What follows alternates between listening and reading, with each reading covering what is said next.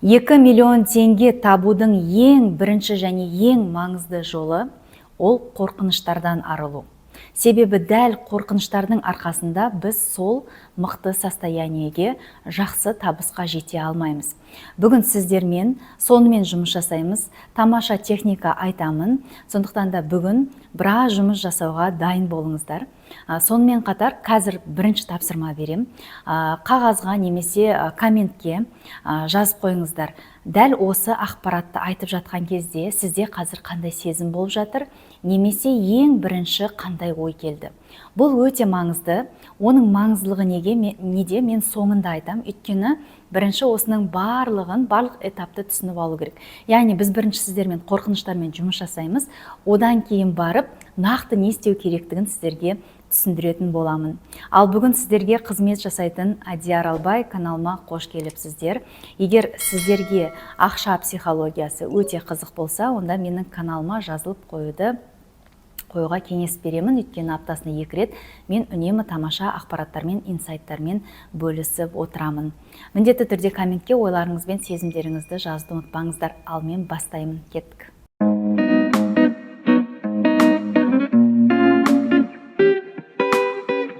Енді қараңыздар, өте маңызды ақпарат. Маған консультацияға өте көп қыз-келіншектер келеді, я. Олардың запростары әртүрлі. Біреу 500 мың тапқысы келеді, біреу миллион, 2 миллион, әркімде әртүрлі. Бірақ бастапқыда олар ақша запросымен келмейді. Ең қызығы, любой мәселенің астарында почему-то ақша проблема болып тұрды көп адамдарда. Сол үшін мен ақша психологиясы туралы көп айта бастадым. Оның астарында көп нәрсе жатыр. Мама, папа кете береді, травмалар, я. Енді қараңыздар, ол қыздарды келіп зерттей отырып, әртүрлі техникалар жасау арқылы, мак-карталармен жұмыс істеу арқылы, сурет салу арқылы мен нені түсіндім да? Получается, то есть мүмкіндіктер көп та әлемде. То есть анандай жұмыс бар, мынандай жұмыс бар, онлайн бар, офлайн бар. Вроде қолынан бәрі келеді, білім алып жатыр, там жаңағыдай әртүрлі курстар оқып жатыр. Бірақ ең маңыздысы, неге адамда әрекет жоқ, да? Потому что ол қорқады. Егер қазір, то есть ол саналы түрде оны түсінбейді. Көбінесе ол бір тығылып қалған бейсанада жатқан қорқыныштар. Ол бала кезден пайда болады, әртүрлі ситуацияға байланысты. Енді қараңыздар, олар получается, мен сұрақ қоям ғой, сонда сен мысалға 1 миллион теңге тапсаң не болады деймін ғой. Содан көп нәрсе шығады да. Осы сұрақты өзіңізге жиі қойсаңыз болады айтпақшы. Сонда қыздар ойланып отырады да, анандай істеу керек қой, көп жұмыс істеу керек қой, ол деген үлкен жауапкершілік қой. Немесе бүйтіп айтады, ойбай, мен күйеуімнен көп ақша тауып кетсем, мен, наверное, құтырып кететін шығармын. Мен, наверное, не то болып кететін шығармын. Мен жаман мама болып кететін шығармын деген сияқты нәрселерді айтады да. То есть қарап отырсаңыздар, вроде все есть, мүмкіндіктер бар, бірақ біз өзімізді артқа неге итермелейміз? Өйткені бізде қорқыныштар көп. Неге көп адам жұмыс таба алмайды, да? Өйткені ол жұмыс тапса, ол ақша таба бастайды, ол ақшадан қорқады. Неге біз кредитке кіріп кетеміз? Өйткені мен кредитсіз мысалы өмір сүрсем, менің өмірім слишком жеңіл болып кетеді. А так не бывает, это сказка дейді да адамдар. То есть олар вроде кредит алсам, ощутимый, да, тез нәрсе да, ол содан кейін адамдардың көбісі соған әуес болып кетеді, я. На самом деле ол былай ойлаймыз жетіспеушілік деп, на самом деле оның астарында өте көп нәрсе жатыр да. Енді әркімнің қандай қорқынышы бар екенін айту қиын, әркімнің қандай блогы бар айту қиын. Бірақ осы сөздерді айтып жатқанда сізде мүмкін блог шықты, комментарийға жазып кетіңіздер. Неге мен комментарийға жазыңыздар деймін? Өйткені мен сіздерге жауап беремін ғой, мысалға былай істеу керек, былай істеу керек. Бұл сіздермен онлайн жұмыс деп қабылдаңыздар, я. Онлайн консультация, комментарий арқылы. Енді қараңыздар, сосын көбісі ойлайды ғой, ой, жұмыс жоқ, шынымен там мүмкіндік жоқ, күйеу мынандай, мынандай, өмір сондай. На самом деле это нам выгодно. Это реально выгодно, қыздар. Мен қыздармен жұмыс істеу арқылы мен соны түсіндім. Почему тебе это выгодно? Неге сен, например, барып істей салмайсың, я? Потому что көп адамдар бала позициясында қалған. Олар үлкеюге қорқады. Және үлкеймеудің басты причинасы ол үлкен өмірге кірмеу, жауапкершілікті алмау. Ал жауапкершілік ол қорқынышты кішкентай балаларға. Сен кішкентай балаға қазір айтып көр, бар жұмыс жаса деп та. Или өмір қиын, олай болмайды, олай құр мультик қарап отыруға болмайды деп балаға айтып көріңізші. Тура сол сияқты бала позициясында көбісі қалып қалған. Енді тағы бір қысқаша түсіндіріп өтейін. Бала позициясы дегеніміз ол көбінесе қандай сөздер айтады? мен оны қалай істейтінін білмеймін, я потеряна, мне страшно. Осындай нәрселердің барлығы балада болады көбінесе. Байқайсыздар, даже балалар магазинда мамасын бір сәт көрмей қалса жылап қалады сразу.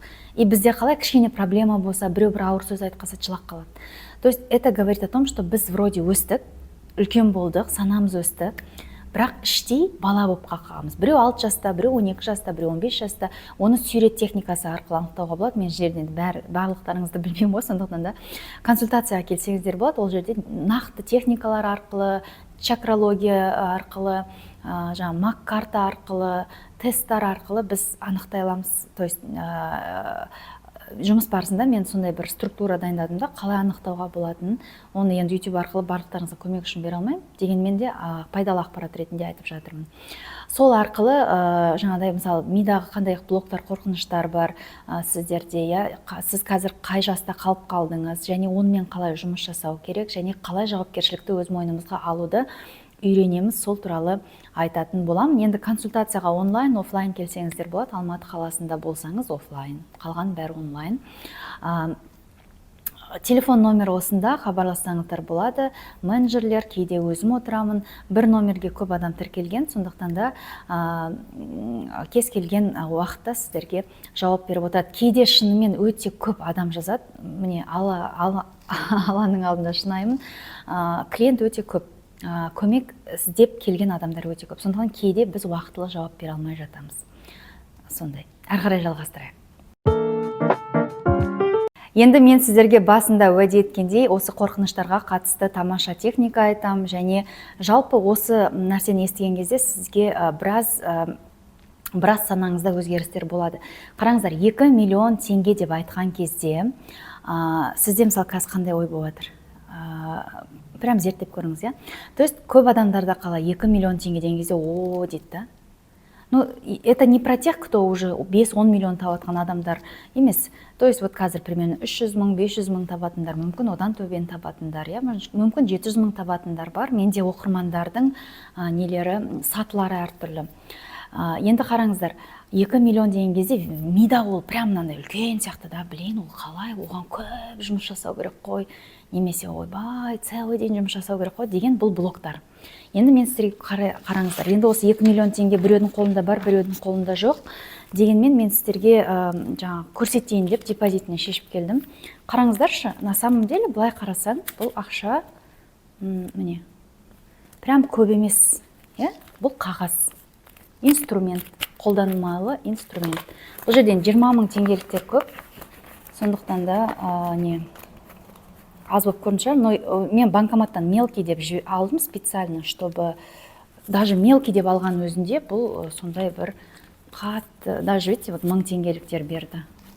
То есть вот на жерде ровно 2 миллион теңге. Қараңыздар, енді здесь что важно, мен қазір санадым, қараңыздар, 20 мыңдықтан 70 штук екен, 10 мыңдықтан 50 штук, және арасында 5 мың теңгеліктер бар ғой, 5 мыңнан 30-40 шамалап. 1000 теңгеліктерді и то санамағанда, үстіне кішкене қосып жібердім. Енді қараңыздар, бұл жерде общий санасақ 160-170 штук қағаз бар екен. Сонда қараңыздар, это бумага, бірақ сол қағазды біз өзімізден жоғары қойып тастағанбыз. Біздің миымыз сол қағазды көп ойлайды. Біз оны, как мен алдында видео түстім, ақшаға емес, Аллаға құлшылық етіңдер деген. Сонда біз осы ақшаны ойлаған, бізді жаратқан Алланы емес, ақшаны бірінші орынға қойып тастаймыз. Бұл жерде 2 миллион теңгені таппа деп айтып жатқан жоқпын. Мен бұл жерде оған жеңіл қара деп жатырмын да. Неге қорқасың ол ақшадан? Ол инструмент, ол маңызды, ол керек. Мен жаман демеймін, мен онымен доспын, мен оны жақсы көремін. Бірақ мен оны ешқашан өзімнен жоғары қоймаймын да. Мен оған емес, ол маған қызмет жасайды. Мен онымен сөйлескен кезде де мен өзімді жоғары всегда қоямын. Өйткені менің бұл өмірге келуімнің басты миссиясы ол елге қызмет ету. Мейлі психолог, врач, бизнесмен, аспашы, суретші, бәріміз қызмет істеуге келдік. Қызметімді істедім, маған бонус ретінде ақша келді. Ол инструмент, понимаете? осы маңызды нәрсені түсінген кезде ақша бізге жеңіл келе бастайды. Потому что біздің миымызда ойбай ол үлкен екен, ол қорқынышты екен деген нәрселер болмайды да. Понимаете? И потом бала позициясынан шығамыз, жауапкершілікті аламыз, әрекетке көшеміз, медитация жасаймыз, спортпен айналысамыз, и бізге не істейді? Идеялар келе бастайды. Менің бүкіл видеоларымды қатарлап қарасаңыздар, пазл жинауға болады. Оның бәрін бүйтіп бір видеода айтып тастау қиын ғой, сондықтан мен бөліп қараймын, айтамын. Сондықтан да бұл өте маңызды. Яғни қараңыздар, еще тағы бір маңызды нәрсе бар. Ақша ол жүректе болмау керек, ол қолда болу керек. Ол инструмент, біз оны тек қана былай сеземіз. Баста жүректе ол болмау керек, Жүректе бізде ең бастысы ол бақыт, бүгінгі күнімнің күшті болуы және дамуым. Түсінікті ғой, Бүгін біраз нәрсе айтайын деп едім. Қорқыныштың өзі біраз уақытқа толып кеткен сияқты ғой. Примерно уже 10 минут па білмеймін. Монтаж уақытында белгілі болады ғой. Енді қараңыздар, екінші өте маңызды нәрсе, то есть мен уже екі маңызды нәрсе алдым. Ол қорқыныш және бала позициясынан шығу. Олар взаимосвязаны, да. Енді қараңыздар, мысалға 2 миллион теңге көп болып көрінсе, миға ол пока ауыр болса, онда біз оны бөліктерге бөлеміз. Мысалға 2 миллионды 4 бөлікке бөлсек 500 мың теңгеден болады, Оны 8 бөлікке бөлсек 250 мың теңгеден болады. То есть бізге уже 2 миллионды біз 8 бөлікке бөлген кезде ол вроде уже кішкентай болып көрінеді, да. Но енді әркімде ол әртүрлі, видите, біреу үшін 4-ке бөлген уже нормально, біреуге 2-ге бөлген нормально, біреуге вообще 10-ға бөлу керек, да, оны 100 мыңнан, 200 мыңнан. Поэтому оны бөлу өте маңызды. Мысалы қараңыздар, ақшаны біз мысалға примерно 2-3 бөлікке бөлетін болса, аз-аздан, ол вообще кішкентай болып қалады, да? Ол вообще нандай тоненький болып қалады. Яғни бұны былайша айтқанда декомпозиция деп айтады ғой. Декомпозиция дегеніміз бұл үлкен нәрсені бірнеше бөліктерге бөлген кезде көп жағдайларда бізде санамызда өзгеріс болады. Біз оны жеңіл, оңай деп қараймыз. Яғни маған 2 миллион теңге табу үшін маған мысалға 3-500 мыңнан табу керек, 4-500 мыңнан табу керек, 500. Мен қазір мысалға 500 мың теңге табамын десеңіз, енді 1.500.000 теңгені 500 қалай табамын, И қарайсыз мысалға, менің қолымнан қазір не келеді деген сұрақты бірінші қоясыз, қосымша мен не істей аламын. Мысалы мен бір пример айтайын, даже 2 пример айтайыншы, қысқашалап. Менде бір мұғалім болды, математикадан беретін. Ол кісі тек мектепте жұмыс жасайтын, одан кейін онлайн сабақтар бере бастады, онлайн курстар дайындады. Менің неммен жолдауыммен. Осылайша ол жақсы табысқа шықты, кризистерін жапты. Енді қараңыздар, екінші ауылда тұратын бір енді ауылдың ауылы, сол жерде мен дейді, мектепте неде істеймін дейді, гардеробта істеймін дейді. Яғни гардеробта мен айттым, ауылдың басты проблемасы қандай? Мысалы, ауылдың басты проблемасы соны табасыз. Мысалы, не жетпейді? Бізде айтады, дүкен аз дейді. Бізде ол үшін қалаға көп адамдар. Мен айтамын, значит, сіз үйге керек маңызды нәрселер алып қойыңыз. 50 мың, 100 мың теңгеге сол бір зарплатаңызға. Жаңағы қағаз бар ма, салфетка бар ма, полотенце, балаларға футболка, мектепке киетін бір базовый заттар болады. Бір алып қойыңыз. Сосын бір моментте біреуге бірдеңе керек болса, гардеробта сатып тұра беріңіз. Егер мектепте рұқсат бермесе, онда үйден көршілерге и так далее. То есть онлайн істесеңіз де болды, Инстаграмнан. То есть қазір барлық білім бар, ютубта да тегін білім көп, қыздар. Ізденуге болады. То есть осылайша идея келеді. Енді идея қалай келеді? Мысалы, біреу жаңағыдай консультация келу арқылы білімін ақшамен шешеді, немесе қазір ондай мүмкіндік жоқ болса, медитация, спорт, йога. Енді қараңыздар, осы медитация уақытында адамда расслабление болады. Медитация не үшін қажет, мен сіздерге соны түсіндіріп өтейін. Қараңыздар, адам медитация жасаған кезде оның миы әртүрлі ақпаратқа толы ғой бізде. Соның бәрін босатады да өзінің сезімдері ашылады, жүрек чакрасы ашылады, ол тынышталады және оған әртүрлі идеялар келеді. Адам неге асықпау керек? Мен айтамын осыда, әйел адам тез жүретін әйелге ақша келмейді, тез сөйлейтін әйелге ақша келмейді, асығып жүретін әйелге ақша келмейді. Өйткені хаос болады баста тез жүргенде. Іште тыныштық болған кезде бізге көбінесе күшті идеялар келеді. Қосымша табысқа қатысты, ақшаға қатысты и так далее. То есть береке келеді, жан дүниеңізге береке келеді.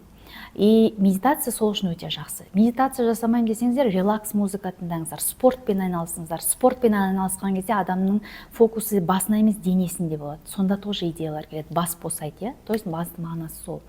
Сол себептен де егер қалсаңыздар, менің авторлық медитациямды алсаңыздар болады, 3.000 теңге тұрады, бірақ өте мықты, өйткені мен өзім медитацияны жасау жолына түсіну үшін және идеяларды ала алу үшін мен оны кәдімгідей қыздарға түсінікті етіп жасадым. Және бірінші видеосында қалай жасау керек оны сол туралы айттым. Және жалпы медитацияның өзі бар. Ішкі тыныштық, өзіңді есту, жан дүниеңмен сөйлесу, және мен медитациямда 1 минут тыныштық беріледі. 1 минут тыныштықта маңызды сұрағыңызды қоясыз. Және әрі қарай не істеу керектігі ол жерде айтылады.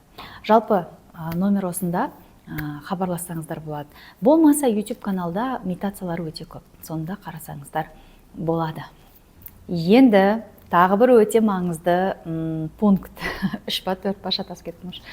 Қараңыздар, маған 2 миллион теңге не үшін керек? Осы сұрақты өзіңізге қойып көріңіз. Не үшін керек? Егер сіз нақты сізге ақша не үшін керек екенін білмесеңіз, ол ақша сізге никак келе алмайды, потому что ақшаның өзінің заңы бар. Ақша нақты неге келеді? Запросқа келеді. Мысалы, сіз ойладыңыз ба, бүгін шторды ауыстыру керек екен, осы көптен бері ауыспады деп, соған ақша келеді.